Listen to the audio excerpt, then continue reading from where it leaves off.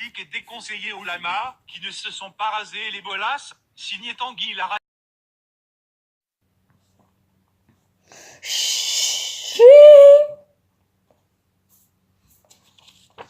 Un homme qui revient d'entre les morts et un autre qui voyage dans le temps. Nous allons nous intéresser à 10 photos qui demeurent inexpliquées à ce jour.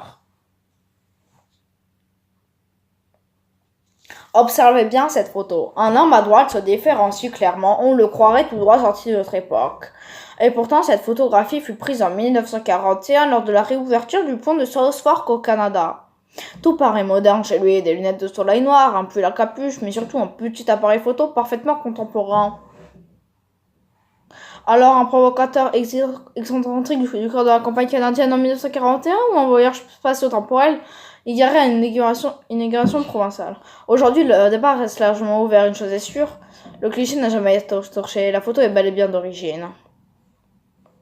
Elle a fait l'objet d'une analyse et il s'avère que cette dernière date bien de 1941.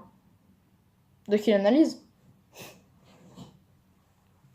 Cette photo de la famille Cooper a été prise dans les années 1950, lorsque la famille de 5 personnes a emménagé dans une vieille maison au Texas. Le soir de la première nuit, dans leur nouvelle demeure, le père a pris une photo de sa femme et de sa mère posant avec les deux fils tout souriants.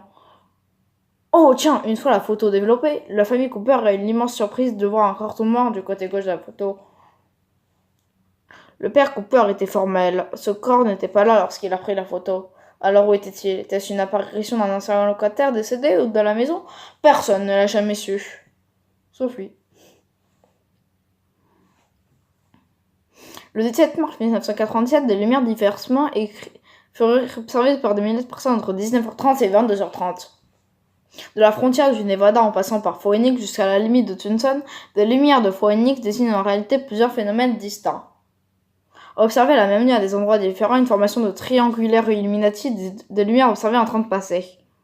Au-dessus de l'État, et une série de lumières stationnaires vues à Phoenix et dans ses environs. Parmi les nombreux témoins, on retrouve des policiers, des notables de la ville ainsi que le maire lui-même. L'explication officielle de l'US Air Force donnée quelques mois après les faits, qu'il s'agissait en réalité de fusées éclairantes appelées flares de la mer, lâchées par des avions A-10 Warthog lors d'un exercice. Alors deux questions se posent. Pourquoi des avions militaires A-10 Warthog auraient-ils lâché de flares dangereux pour la population de sur Netflix ? Ou alors ils voudraient s'entraîner dans une immensité désertique et surtout pourquoi avoir caché cette explication pendant si longtemps ?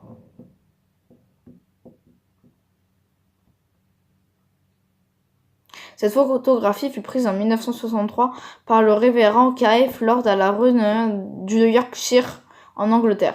Cette œuvre fut très controversée du fait de sa netteté exceptionnelle et de la face brumeuse du personnage. La manière dont il paraît regarder directement l'appareil photo, il donne l'impression de poser. Pourtant, ce cliché fut examiné soigneusement des experts en ce domaine qui ne tolèrent aucun trucage apparent. Le révérend Lord déclara qu'au moment de la prise de la photo, rien n'était visible à la chatte nue. C'est seulement lors de son développement qu'est paru cet étrange visage. Une créature ressemblant à un énorme serpent a été perçue en décembre 1964 par Robert Le Serrec et sa famille qui naviguaient sur les fonds australiens de la Queen Island. Stupéfaite, la famille a photographié plusieurs fois le monstre marin, ne manquant pas de se rapprocher de plus en plus près. Téméraire, Robert Le Serrec avait quand même filmé la créature sous l'eau quand soudain l'animal a ouvert sa bouche et l'a effrayé. Le temps pour le père de la famille de retrouver précipitamment au bateau, l'abominable monstre de Hook Island avait disparu. Selon la famille de Serrec, la créature possédait des yeux pâlement colorés au-dessus de sa tête. Et il y avait la peau lisse et noire. Rien de tel n'avait jamais été repéré à nouveau.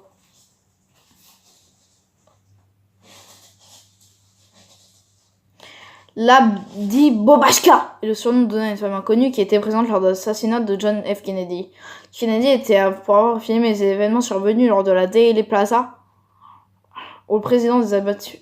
Son surnom est directement lié au fait qu'elle portait un foulard cigalaire, généralement porté par l'époque des femmes âgées de nationalité russe. L'Abdi Bobashka a été vue en possession d'une petite caméra par des témoins oculaires et également présente sur des photos aux vidéos ayant filmé l'assassinat. Fait étonnant, même si la fusillade avait déjà eu lieu, la plupart des témoins avoisinants se mettaient au sol pour se protéger, elle peut être vue encore debout avec sa caméra. L'Abdi Bobashka ne s'est jamais fait connaître auprès des autorités, et ni son Éventuelles séquences vidéo n'ont jamais été retrouvées.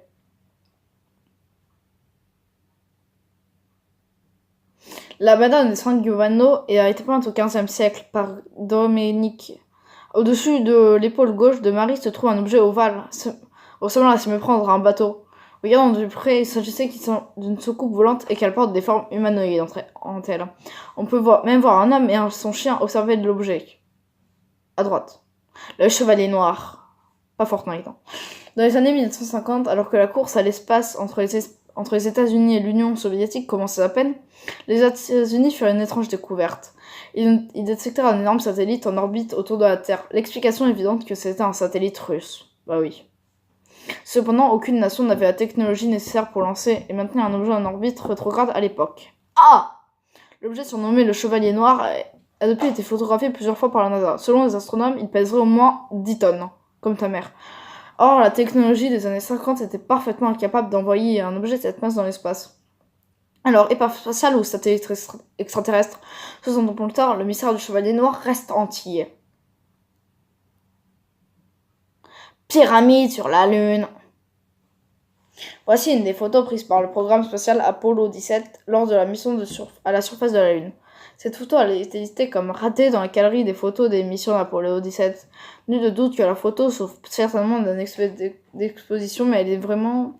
En effet, un ajustement du contraste et de la luminosité de photo révèle une très prenante pyramide sur la surface lunaire. Alors, y aurait-il des pharaons sur la Lune? Ou serait-ce l'œuvre des extraterrestres? Bah oui, les pharaons. Avec les chats d'yeux. Bien oui. Bah oui, des pharaons sur la Lune, c'est logique, non? Cette photo date de 1919, mais elle devient connue qu'en 1975. Alors que c'est en Victor Goddard... Attends. Tu permets juste... Ouais, non, d'accord, j'ai compris. Ouais, non, moi j'ai cru autre chose. Je trouve qu'en fait la photo a été prise en 1975 et qu'elle a été connue en 1919, mais non. Bref, je reprends. Lorsque Saint Victor Goddard, un officier à la retraite, la fit publier. Ah oui, quand même, longtemps. La photo représente la portée de groupe de l'escadron de Goddard qui aurait servi durant la Première Guerre mondiale. Au centre de la formation à Chandler, derrière l'un des aviateurs placés dans la rangée du haut, la quatrième à partir de la gauche, se descend clairement sur le visage de notre homme, qui n'aurait jamais dû s'y trouver. Ce visage était celui de Freddie Jackson, un mécanicien de l'armée de l'air qui avait été tué accidentellement une hélice d'avion 2 jours plus tôt. La photo a été prise le jour de ses funérailles et les membres de l'escadron reconnurent aisément leur ancien camarade. Ils supposèrent alors que Jackson n'avait pas vraiment compris qu'il était mort et qu'il s'était présenté tout notre... Quoi? Le mec... Attends, mais en fait, je sais pas si je suis mort, du coup, j'ai quand même me présenter lors de la photo de groupe. Ah! Putain, mais vraiment... Niveau de maturité. Reviens la vidéo. Ah merde, non. Excusez-moi.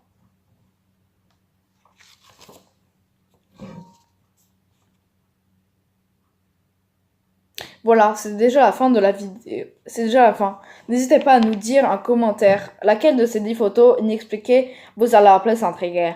Et si cette vidéo a plu, vous mettre un pouce bleu. Pouce bleu! Et bien sûr, le partager sur Facebook et Twitter.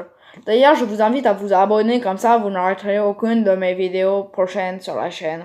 Je vous laisse avec 2 vidéos qui pourraient vous plaire. Et je vous dis à bientôt. OMG, ça tourne mal.